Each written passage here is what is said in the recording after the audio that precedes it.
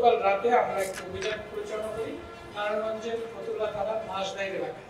সেখানে মধ্যরাতে একটি অভিযান পরিচালনা করে এই কিশোর গ্যাংয়ের সাথে রিলেটেড আমরা দুইজনকে গ্রেপ্তার করতে সক্ষম হই, যাদের সাথে প্রায় বিপুল পরিমাণে মাদক, এর মধ্যে রয়েছে প্রায় 20 কেজির অধিক গাঁজা, এখানে আমরা 120-এর অধিক আমরা হেরোইন, এখানে প্রায় 250 গ্রামের মতো হেরোইনের থাকার সম্ভাবনা রয়েছে।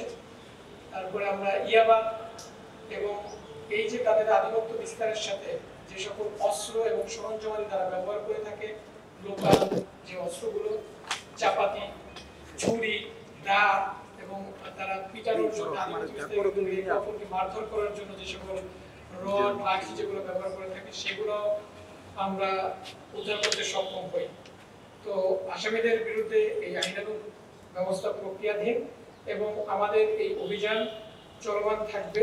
এবং এই ব্যাপারে আমি আমাদের নারায়ণগঞ্জবাসীর সকলের সহযোগিতা চাই। এই ধরনের ঘটনার সাথে যারা রিলেটেড তাদের তথ্য দিয়ে আমাদেরকে সহযোগিতা করুন।